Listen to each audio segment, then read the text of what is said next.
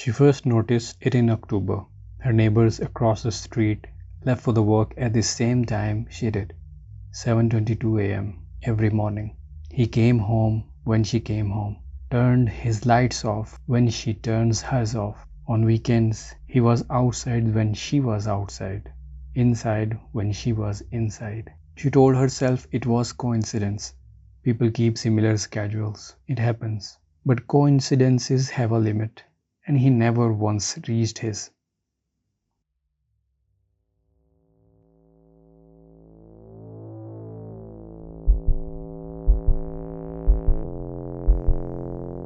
Her name was Ellen Marsh.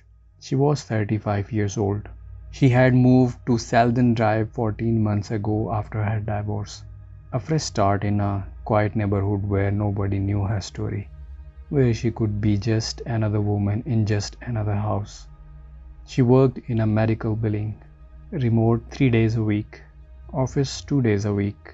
Her schedule was consistent because consistency helped her. After 2 years of her life feeling like loose gravel underfoot, routine had become something she held on to deliberately. The neighbor's name was Paul. She knew that from the community Facebook group. Paul Dern, 40-something. No listed occupation, no listed family. One post in the group history. A comment on a lost cat from 3 years ago. Nothing since. He was not unfriendly. He waved when he saw her, nodded from the driveway. Once in November, he had said, "Cold one today," as she got her mail. She had agreed. They had gone inside. Normal neighbor behavior, nothing alarming, except the schedule. The schedule that matched her so precisely that she had started keeping a log in November just to confirm she was not imagining it. By December, she had 31 days of entries. He had matched her schedule on 29 of them. She started paying closer attention in January. Not in an obvious way. She was careful about that. She did not stand at the window. She did not stare. She simply noted things as they happened. If she left at 7:22, his car was gone by 7:24. If she left at 8:05, a late start, his car sat in the driveway until 8:07.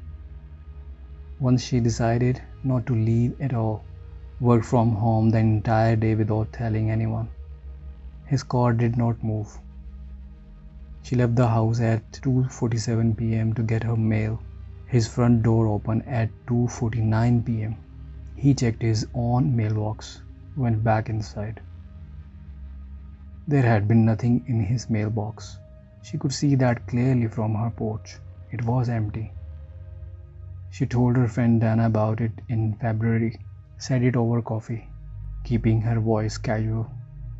Dana said what people say, that some people are just creatures of habit, that living across from someone naturally syncs you up, that Ellen had been through a hard 2 years, and her nervous system was probably on high alert for threats that were not there.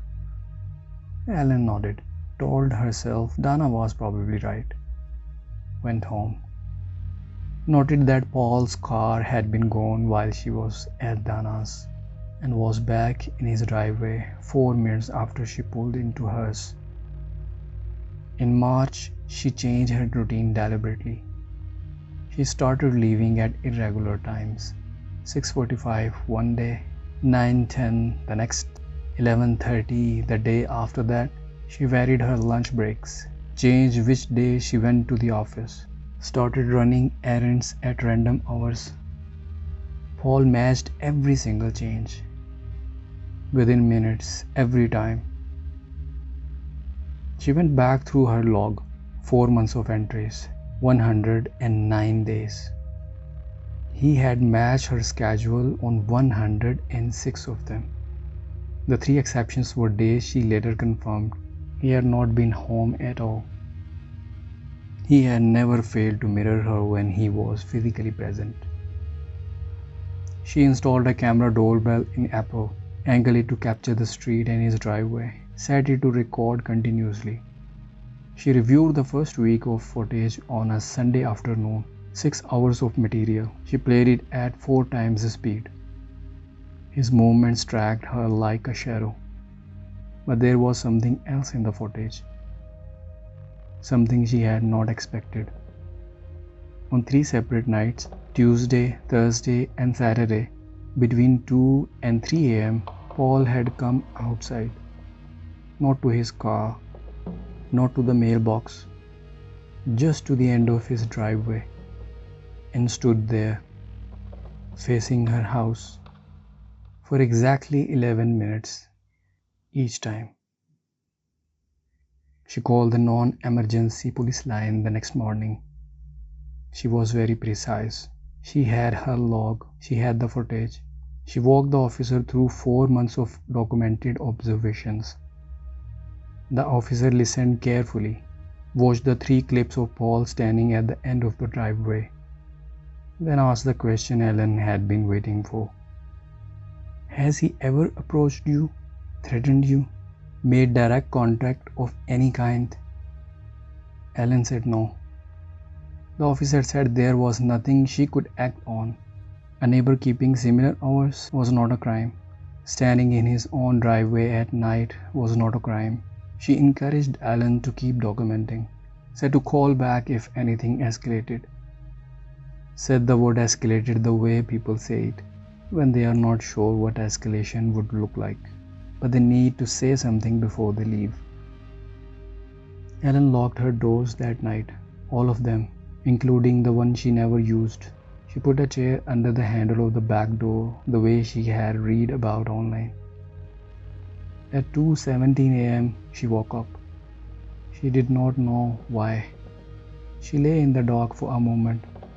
Then she picked up her phone and opened the doorbell camera app.